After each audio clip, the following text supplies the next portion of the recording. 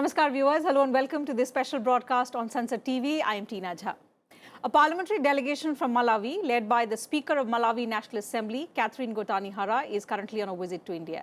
Now, during the course of their visit, the delegation visited the Parliament House, called upon President Droupadi Murmu, Vice President and Rajya Sabha Chairman Jagdeep Dhankhar, and Lok Sabha Speaker Birla.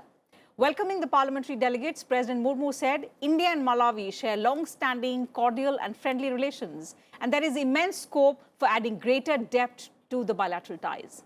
So to talk about the multifaceted cooperation between India and Malawi, the ongoing visit of the parliamentary delegation from the country, and their experience here in India, I'm delighted to welcome Ms. Gotani Hara, the Speaker of the National Assembly of Malawi.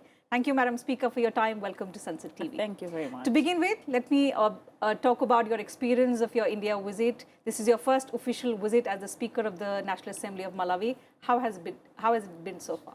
Thank you very much. First and foremost, let me thank the Indian government for the hospitality, warm hospitality that myself and my delegation has received. We pride ourselves as Malawians as the warm heart of Africa, but I think we've also seen that India is the warm heart of India. So I would like to say thank you very much for the hospitality, and we feel very welcome and we feel very much at home. And we have learned a lot from the few days that we've been here, because we were inducted in Parliament, both houses. We've had a discussion with the Speaker, with the Chair of the Upper House and everybody else. We've visited the President and the Vice President. So it has been a very good learning curve for us. If I may ask you about when you witnessed the proceedings in both houses, how similar or how different did you find it from your National Assembly? Thank you very much. As you know, both of us are in the Commonwealth. So indeed, in terms of procedures, practice and tradition, we've got very, very similar procedures and tradition. But obviously, everybody has adapted them locally according to their local settings. What I found interesting is how the House will freely and democratically discuss on issues, which is a very big plus, because in this democratic dispensation, everybody should be able to be free to express their views without being blocked by anybody, because people in the House, members of Parliament, are representing the people. And if they have voices that they want to be heard, the best place for them to do that is in the House. So it was interesting to see the deliberations yesterday in both houses, how members from the other side were also expressing their views in terms of what they wanted to be discussed. Of course, it's a bit different in ours. Maybe there's a bit more discipline in a sense that we would not, for example, let members come closer to the Speaker's chair, obviously because of maybe wanting to protect the Speaker's office. But generally, most of what happens in our parliaments is very, very similar. You know, it is these shared democratic values that bring India and Malawi closer. That's something that the President also spoke about. You also met the presiding officers of the Rajya Sabha and the Lok Sabha, Vice President Jagdeep Dhankhar and Lok Sabha Speaker Birla. What were the key issues that you discussed? And as a parliamentarian yourself, how important do you think is the role of the parliamentary dialogue in bringing parliaments, in bringing two countries closer? As you know, parliaments and members of parliament are the representatives of the people.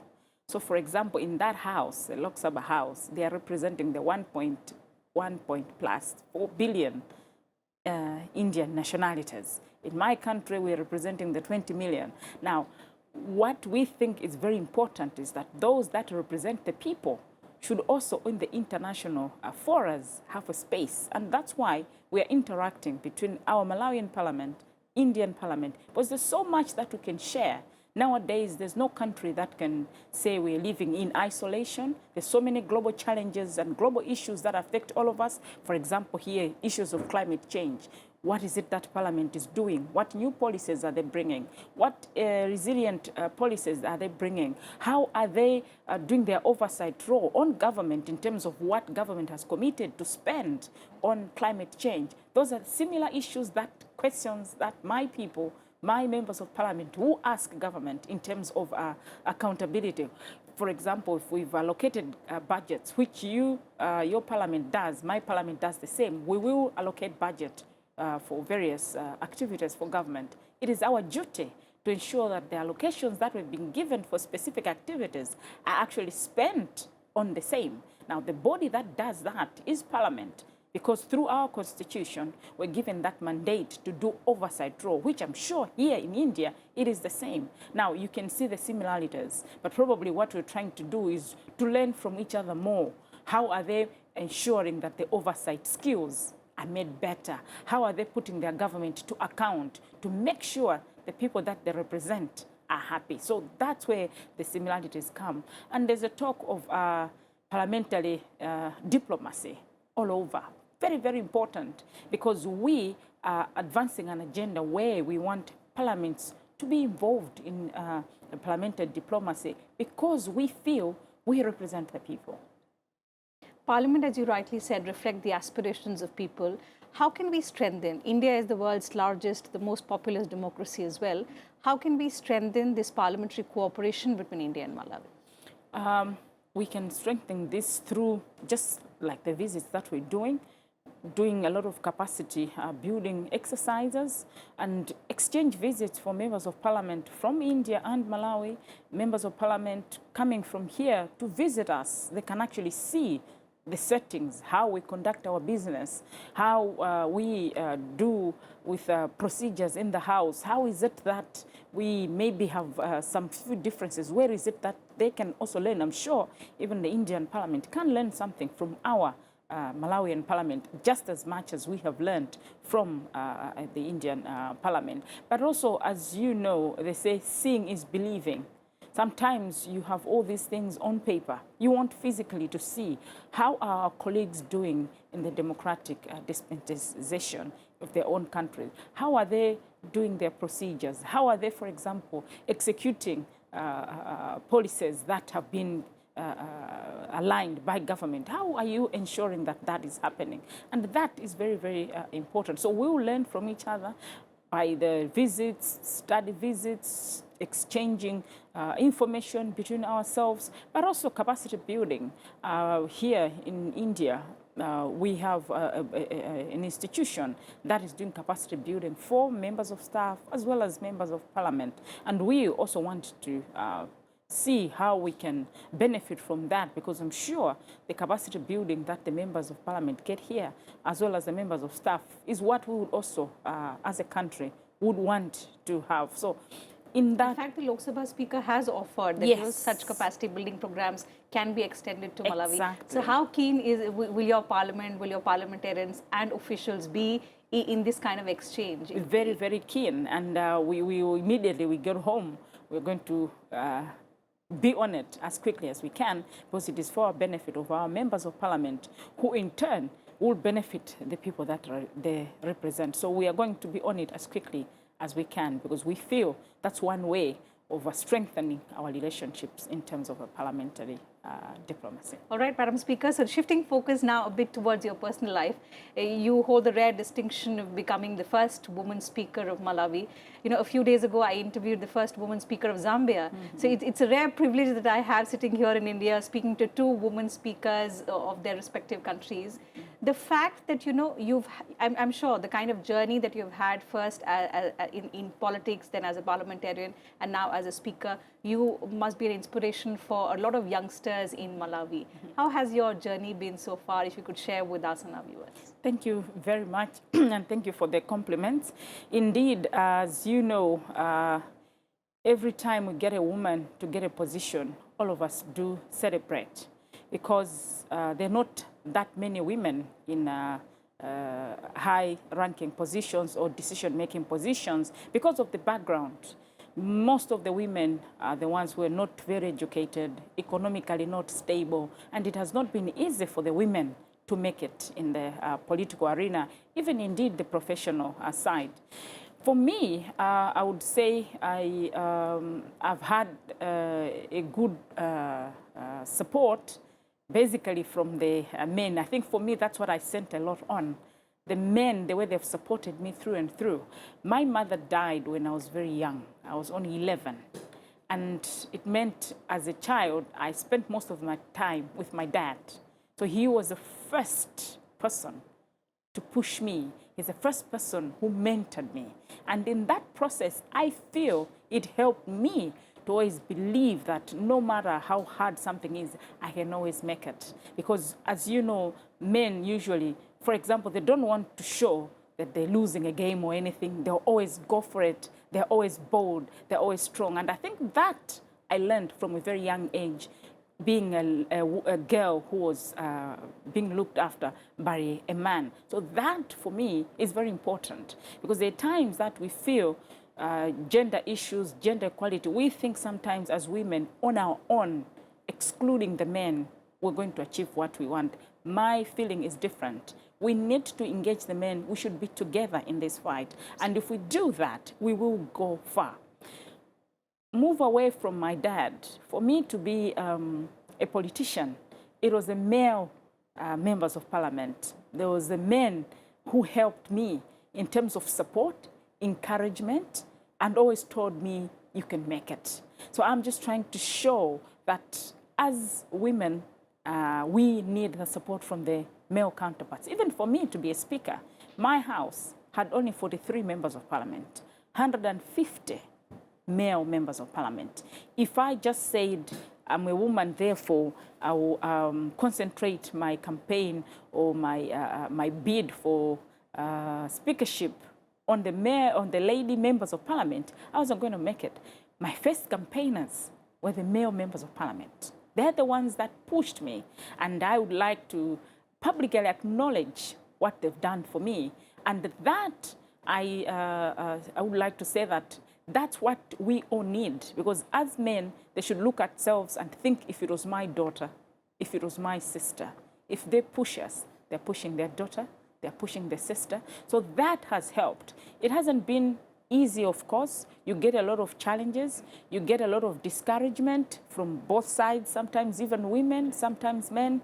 But as we always say in life, whether you fall, whether somebody says negativity, always look at positivity. And I think it's that positivity that is going to push you far. You know, you've been fortunate to get that kind of support first from your father and then, you know, outside in the political ecosystem as well. Not every woman who wants to make it big or has made it big till date is fortunate to get that kind of support. Yes. The United Nations says that in order to achieve the goal of sustainable development by 2030, we need to have women in politics, women in leadership roles, at least, you know, representing 50% globally. As a woman who's had, you know, an illustrious journey, and as, you know, you're visiting a country wherein now efforts are consistently being made to increase women's participation, what would be your message for women who want to make it big, but because of several obstacles, because of the kind of, you know, hostility that exists both from men and women, as you rightly pointed out in your earlier answer? What kind of efforts can we consistently, as democracies, make to ensure that women who want to make it big in politics and who aspire to become speakers like you actually live their dream? Thank you very much. First and foremost, it's to believe in ourselves that it is very possible. Because I know sometimes when we're talking of 50%, we think it as an impossibility. If we were having this conversation maybe 60 years ago, nobody would even think you would have women in those positions. But look at where we are now. And this part of the world, you have shown the world that you have supported quite a number of women who have even gone to the highest levels of being presidents and prime ministers. I'm talking, your president here is a woman. That just shows that yes, we are making progress, but there's still quite a lot that we need to do. We have countries that have attained the 50%. I think it is very important that we look at how have they achieved that. You find that most of them has been through legislation and deliberate policy to ensure that they get 50% of their politicians as women. In my country, for example, we have put in an act and a law which says for public servants, these are not politicians, at least it should be the ratio of 40 to 60%. Of course, it's not that easy. As Parliament, we're monitoring whether institutions are doing that. But my own president has made sure, for example, in his cabinet, as we're talking today, that at least minimum of the 40% he has managed. And every appointment that he does, if there's more than one person, the president always makes sure there's a woman also appointed. So that on its own is motivating us. It's making us think that it is not impossible, but we need to push more. For the countries that have attained the 50%, I think there are about 9 or 10 in the world, most of it has been through legislation. Because if you leave it for the woman to fight on their own, it's not easy. Because economically, they're usually very challenged. And politics today is not cheap. You need to have a lot of resources for you, let's say, for example, to campaign. And sometimes women don't want to be ridiculed in public, things that men can sometimes You're right. So bear. overall, that kind of ecosystem has to be built and strengthened with time, where women feel comfortable and you know they grow and prosper, as you've rightly discussed. Let's now talk about the India-Malawi relations, Madam Speaker. Both India and Malawi, apart from the shared democratic values that bind us, we're also bound by culture. We are both culturally rich countries, and in recent years we've seen how concrete efforts from both sides have been made to increase cultural interactions. But in the times to come, how can this cultural relationship be further strengthened? Thank you very much. Culture for us is very important. I know India has got quite diverse and beautiful cultures, and it is quite interesting to see how you're all able to hold together from various cultures, various religions, but you're still able to hold together. As Malawi, we've been doing the same. We've got different cultures which we bring together. I think it would be important to have a deliberate move where we can get people who believe in culture, not necessarily just us as politicians, but cultural groups between the countries to interact. I know there was a time that there was a function at the High Commissioner's office in Malawi where he displayed quite a number of Indian cultures that you have displayed them in our own country. And it was quite interesting for us to see that. And I think that would also be something that we need to encourage even our own embassies here to do that when they have a cultural day for Malawi, so that as Indian and people can also see what is it that we do. But also have exchange visits for those that, for example, we have traditional leaders who are custodian of our culture. Get them to come here, get them, some from India, to go to Malawi so they can appreciate and look at the culture, because for us, we value our cultural background. So when we talk about strengthening culture, I was reading there's a significant number of persons of Indian origin who are settled in Malawi. So what role do they play in strengthening this cultural aspect of India and Malawi relationship, and also in terms of contribution to to the economy? How engaged are the persons of Indian origin? Exactly, that's what they're doing. And for example, as I was talking, when you have your own Independence Day, you find the display of your culture different from coming from different parts of your country. That on its own just shows how the Indians who are in Malawi, some of them who've been there maybe third, fourth generation, they still value what is a culture, your cultural dress. You find most of the women still maintain that. And that for us tells us how you value and how rich you think the culture, the Indian culture is. But what you've just mentioned, what is it that they're doing to promote our economy or the growth of the country? We have quite a number of investors who are coming from India. We've got quite a number of them who are doing who are in the business sector, doing various businesses and different investment areas, and quite a lot is coming from this Indian population. For example, we have got a big sugar factory.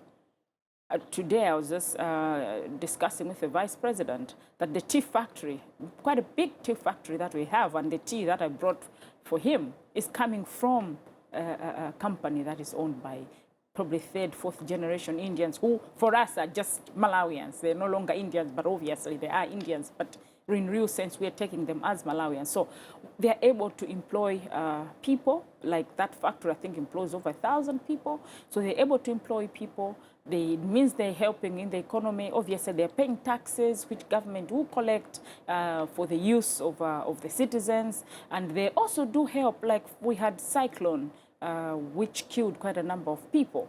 They are one of the first people who ran to help the Malawians who are suffering because of the climate change and the cyclone that came. So they are part of us, and I would like to say thank you to them. But we need to continue to bond even further. Absolutely. To actually for them to transfer the skills, because we always sit there and think when we do business, we're not as good as our colleagues because they're quite good in doing business. So slowly we're learning from them what do they do for them to prosper in business? What good business skills do they have? So transfer of knowledge from them to ourselves is also happening. They're employing our people, the payment of taxes, and they're always there when we need to be helped. So I've got friends who are very close to me from the India. So there's so much that is happening between those that are from India and Malawi. And some of them, if you ask them about, maybe they know more about Malawi than India itself. Since you mentioned about the cyclone, please accept my condolences on behalf of Indians. The fact that we stand together in times of crisis, that strengthens our bond further.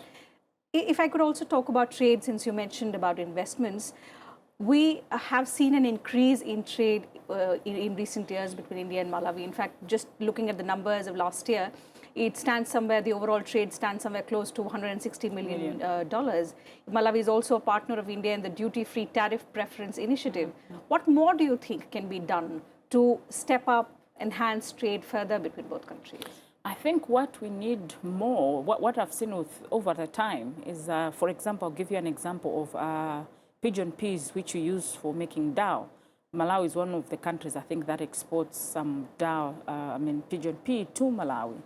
What we need is to now have concretized agreements where farmers at least are guaranteed minimum prices. Because what happens is this year is, with farm produce, the price this year is going to be good.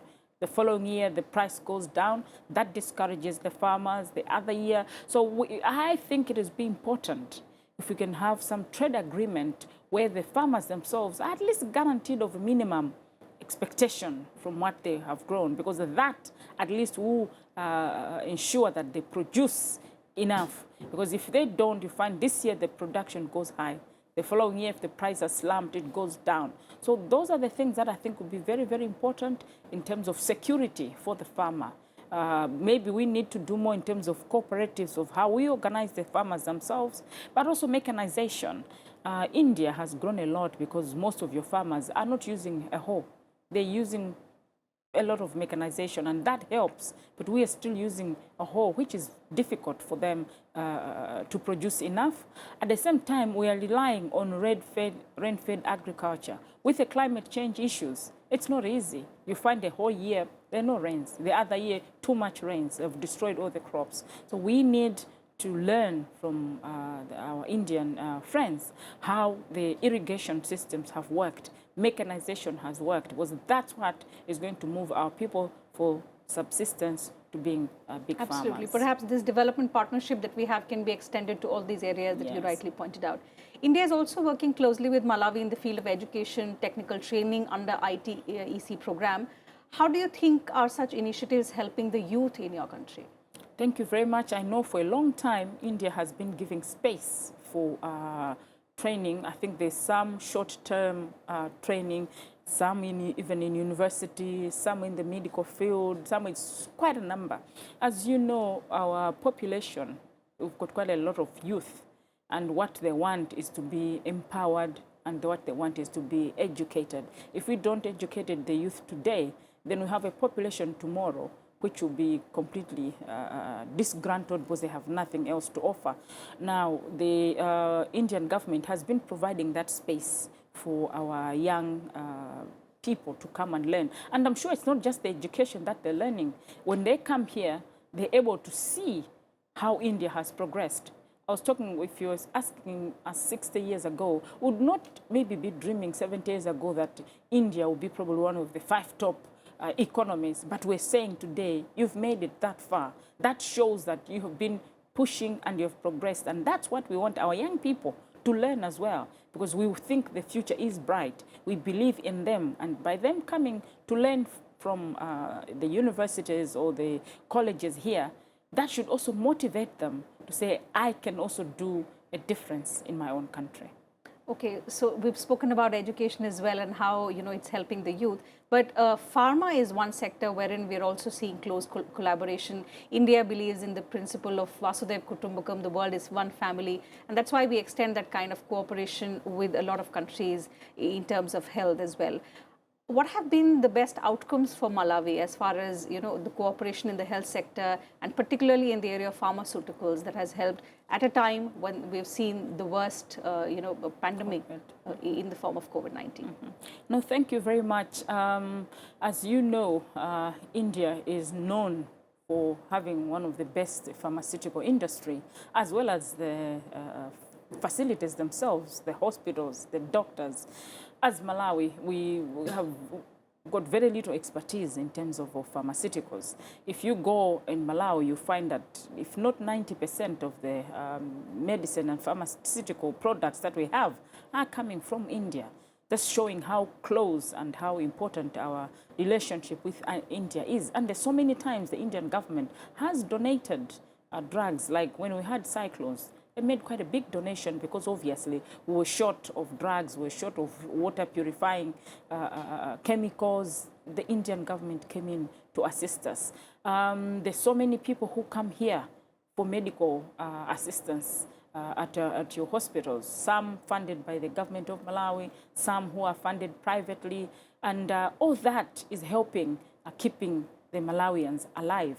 What I think is going to be important in the future is for us to find ways of establishing our own center of excellence in terms of health in our country, where maybe we can get doctors from India to come and impart the knowledge on our local doctors, so that we can also get good service, because there are few who will manage to come to get the health service here, but there are quite a number who cannot, and they die not because their time was ready for them to die, but because the service that they need is just not available in the country. So as a country, I think we have got a lot to learn from the pharmaceutical industry, as well as the medical industry. There are quite a number of doctors, I think, who've been attached in various hospitals. There are times that we have got doctors coming from India, coming to help our Malawian patients. So I think this is very important, because in order for us to develop, we need life first. You're right. We looked at the COVID situation.